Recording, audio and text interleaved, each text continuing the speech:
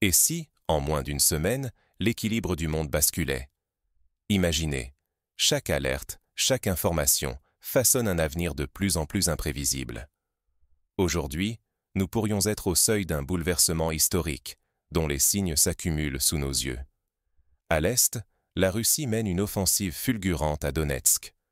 Ses troupes progressent avec une rapidité inédite, faisant de la région le point focal d'un affrontement aux répercussions mondiales.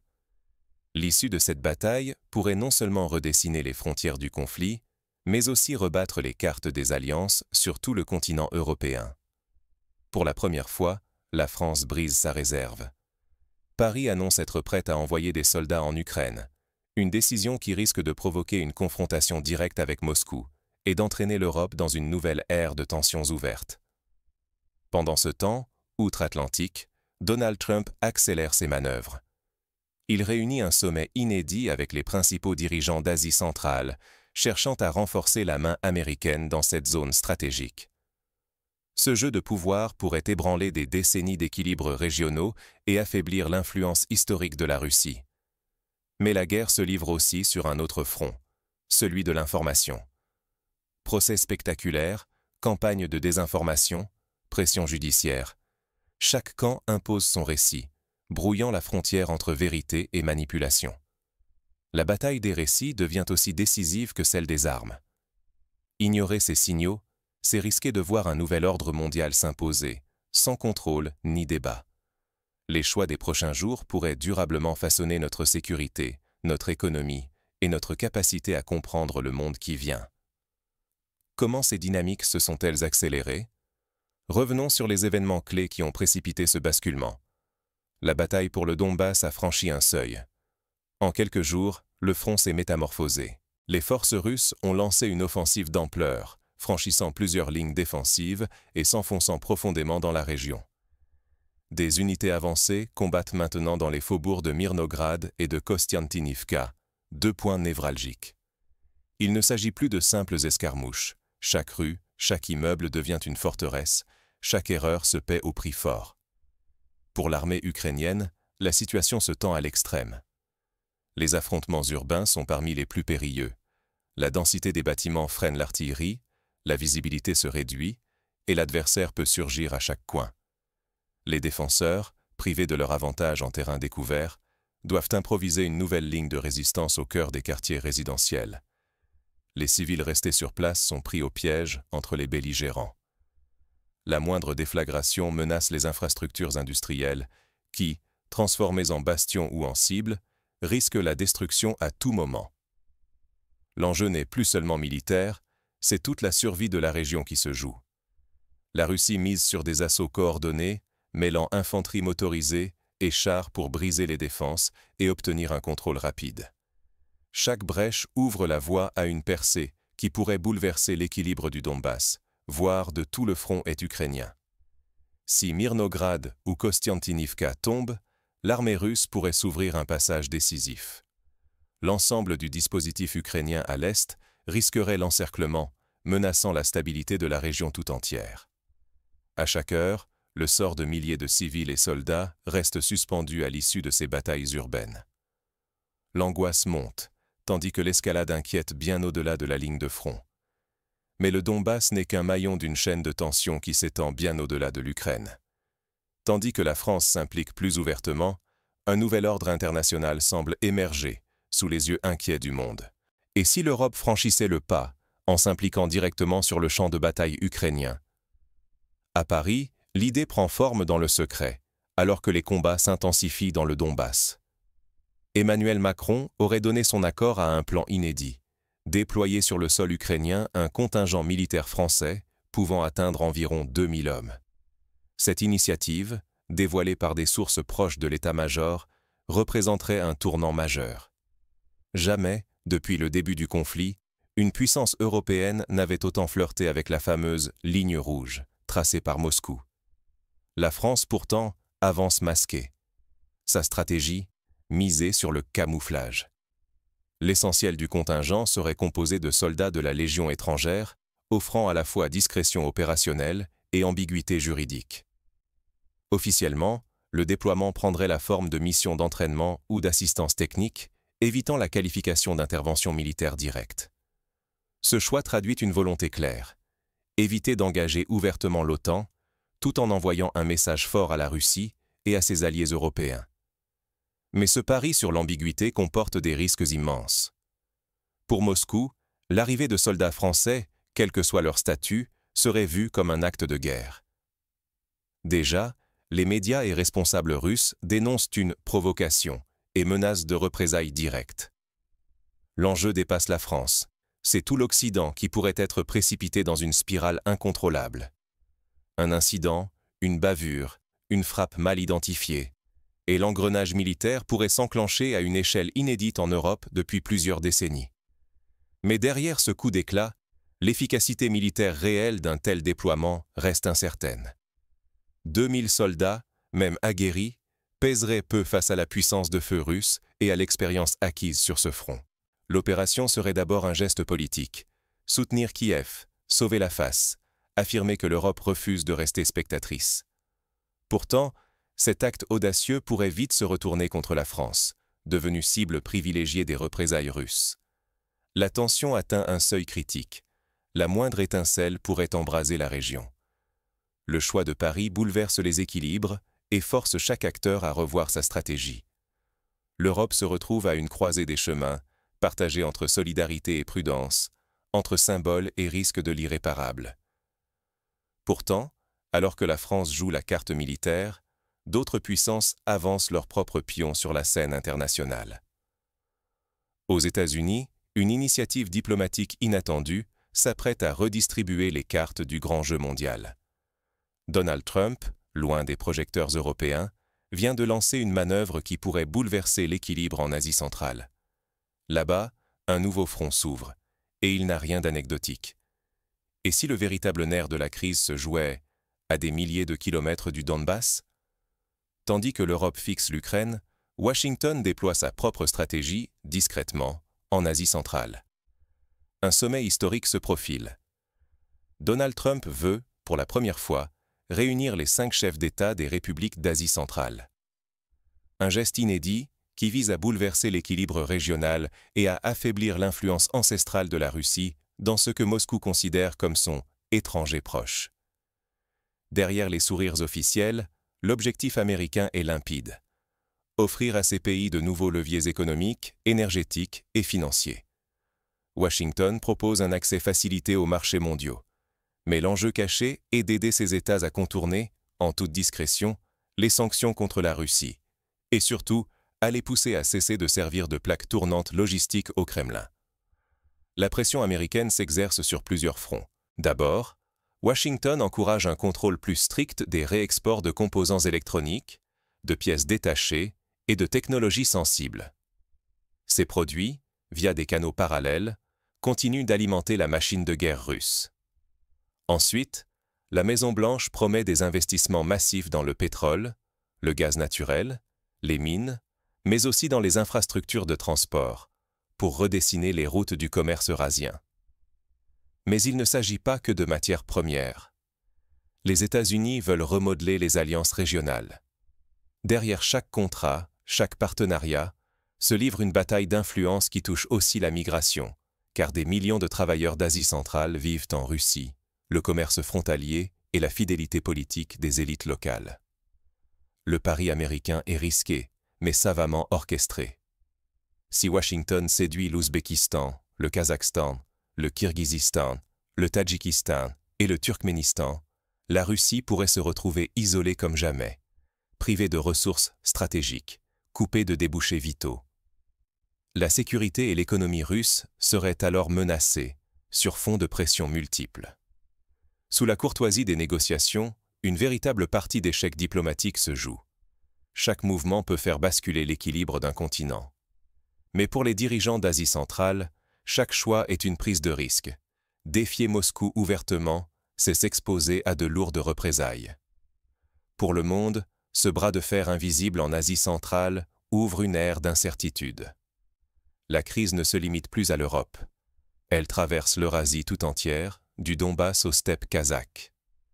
Mais dans l'ombre de ce jeu géopolitique, une autre bataille se prépare, celle de l'information, où chaque camp cherche à façonner la perception mondiale du conflit. Frontières et récits vacillent, et personne ne peut prédire quel sera le prochain point de rupture. La vérité serait-elle la première victime du grand affrontement géopolitique?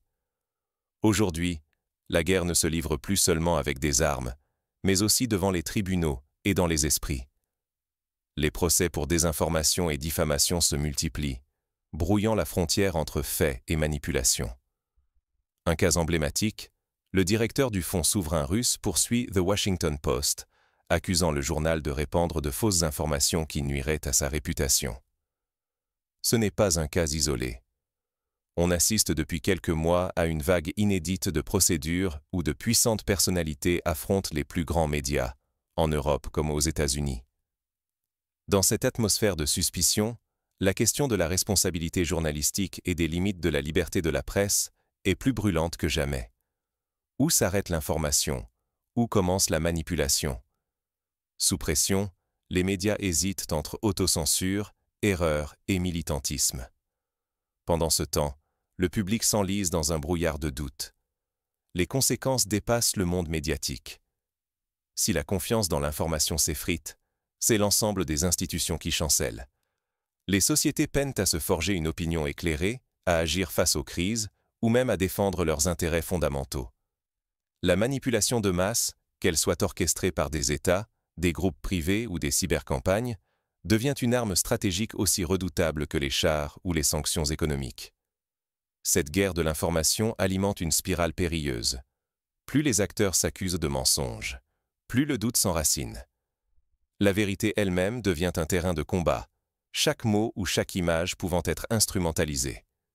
Jamais la capacité des sociétés à choisir leur avenir n'a été autant menacée par la confusion et la défiance. Face à cette tempête mondiale, une question cruciale demeure. Comment le public peut-il éviter d'être submergé par la désinformation et retrouver des repères fiables dans ce chaos? Mais ce brouillard n'est pas qu'un enjeu abstrait. Sur le terrain, il influe déjà sur la manière dont les crises sont perçues et sur les décisions politiques qui en découlent.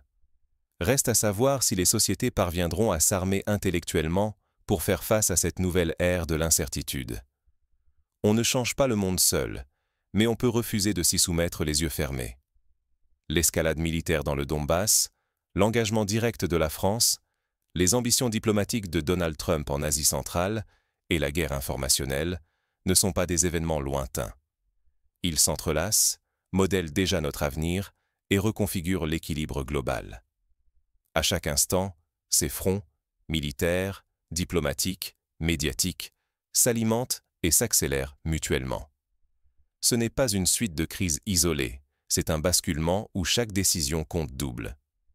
Refuser de voir ces interactions, c'est accepter que d'autres décident à notre place, loin de nos préoccupations, mais aux conséquences bien réelles pour notre sécurité, notre économie, nos proches. Comprendre ces lignes de fracture, c'est anticiper ce qui vient. Ce n'est pas rester spectateur, paralysé par la peur ou la lassitude. Même si les puissants négocient à huis clos, l'opinion publique, informée et critique, peut peser davantage qu'on ne le croit lorsque la tension atteint son paroxysme. Agir ne signifie pas partir au front ou devenir diplomate. C'est déjà chercher l'information honnête, croiser les sources, aiguiser son esprit critique et rejeter les manipulations. C'est mesurer ce que l'Europe, la France, mais aussi la paix mondiale, risquent dans ce bras de fer. L'histoire ne se fait ni dans la résignation, ni dans l'aveuglement. Vouloir comprendre, c'est déjà refuser la passivité. Être acteur, c'est ne pas laisser la peur ou la lassitude décider à notre place. Il n'est jamais trop tard pour participer, soutenir les voies du dialogue, rappeler que la paix n'est ni naïve ni irréaliste, mais vitale. Aujourd'hui, nous sommes à la croisée des chemins. Attendre que d'autres tranchent, ou s'informer, débattre et peser, même modestement, sur le cours de l'histoire. Comprendre, c'est la première étape pour survivre, et peut-être infléchir l'avenir. Rien ne bascule en un seul jour, mais chaque prise de conscience compte. Notre lucidité reste la plus sûre défense face à la marche aveugle des puissants. Mais pour mieux cerner l'ampleur de la situation, il faut parfois se tourner vers l'histoire et les leçons du passé. Rappelons-nous, par exemple, de la crise des missiles de Cuba en 1962. En quelques jours, le monde fut à 2 doigts d'une guerre nucléaire. Ce fut la capacité de dialogue, de discernement, et la volonté de certains dirigeants à dépasser la peur et la rhétorique qui permit à l'humanité d'éviter la catastrophe. Dans la crise actuelle, les parallèles sont frappants. Comme à l'époque, chaque geste, chaque déclaration peut avoir des conséquences disproportionnées. À l'époque, ce sont des hommes comme John Fitzgerald Kennedy et Nikita Khrouchtchev qui, par des canaux secrets et une diplomatie de l'ombre, ont su désamorcer le pire. Aujourd'hui, rien n'indique que nous bénéficierons de la même clairvoyance ou de la même retenue. Prenons également l'exemple de la guerre du Kosovo, à la fin des années 90. Là aussi, l'intervention étrangère s'est faite sous le sceau de l'urgence humanitaire, mais elle a entraîné une recomposition des alliances, des représailles et des années d'instabilité. Le souvenir de ce conflit plane aujourd'hui sur les chancelleries européennes qui savent à quel point une décision prise dans la précipitation peut avoir des effets durables et imprévus. Pour illustrer la complexité de la guerre de l'information, songeons à la manipulation des images lors du conflit en Syrie. De nombreuses vidéos, souvent sorties de leur contexte ou truquées, ont circulé sur les réseaux sociaux, influençant l'opinion internationale, poussant des gouvernements à intervenir ou à se retenir, et brouillant la frontière entre réalité et propagande. Aujourd'hui, la prolifération des deepfakes et des faux comptes accentue ce brouillard. Face à cette confusion, il existe des outils et des méthodes pour reprendre le contrôle. Par exemple, l'usage des vérificateurs de faits, ou fact-checkers, s'est généralisé. Des plateformes comme Decodex, de grands journaux français, ou encore le consortium européen Edmo, traquent la désinformation et publient des analyses détaillées. S'informer auprès de sources diverses, privilégier les médias reconnus et vérifier l'origine des images ou des citations sont des réflexes essentiels. Il est aussi possible, à l'échelle individuelle ou collective, de participer à des ateliers d'éducation aux médias. Dans de nombreuses écoles, des professeurs organisent désormais des séances où l'on apprend à analyser une source, à repérer les biais, à comprendre le fonctionnement des algorithmes et l'impact des bulles de filtre sur notre perception du monde. Ce genre d'initiative, qui mobilise parents, enseignants et jeunes, s'avère décisif pour renforcer la résilience démocratique. Le citoyen peut aussi interpeller ses élus, demander plus de transparence sur les prises de décision, ou soutenir des organisations qui défendent la liberté de la presse et la vérité, comme Reporters sans frontières. Se mobiliser pour la protection des lanceurs d'alerte, exiger des plateformes numériques qu'elles combattent les bots et la diffusion de fausses informations, sont autant de leviers à la portée de tous. L'engagement civique trouve aussi une utilité concrète dans la solidarité internationale. À l'heure où les populations du Donbass, ou d'autres zones de conflit, vivent dans la peur et l'insécurité, il est possible de soutenir des ONG humanitaires, d'accueillir des réfugiés ou de contribuer à des collectes de fonds pour la reconstruction et l'aide médicale. Chaque action, même modeste, rappelle que la société civile n'est pas impuissante face à la marche des événements.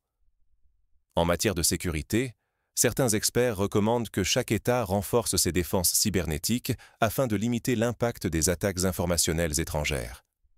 La coopération européenne, via des agences comme l'ENISA, s'intensifie pour protéger les infrastructures critiques, sensibiliser les administrations et coordonner les réponses face aux cybermenaces. Enfin, il est crucial de cultiver l'empathie et l'écoute, même envers des opinions opposées. L'histoire a montré que les sociétés les plus résilientes face aux crises sont celles qui préservent le dialogue, qui refusent la polarisation extrême et qui acceptent la complexité du réel. Cela suppose de sortir des certitudes, d'accepter l'ambiguïté et de privilégier le débat argumenté. En résumé, l'avenir n'est pas écrit d'avance. Chacun, à son niveau, peut choisir de s'informer, de débattre, de s'engager et de résister à la fatalité. L'exemple des grands tournants historiques, de la chute du mur de Berlin à la transition démocratique en Afrique du Sud, en passant par la mobilisation mondiale contre l'apartheid, prouve qu'une mobilisation collective, même lente et laborieuse, peut finir par infléchir le cours du temps. Alors, face à la tempête qui s'annonce, gardons en tête que la vigilance, la solidarité et la lucidité restent nos meilleurs atouts. Refuser la passivité, c'est déjà créer un espace de liberté. Veiller, questionner, agir, c'est préparer le terrain pour un monde où, malgré les convulsions, l'espoir reste possible. Et si, dans une semaine, notre monde avait changé? La question n'est pas de savoir si cela arrivera, mais comment nous y répondrons. La suite dépend, en partie, de nous tous.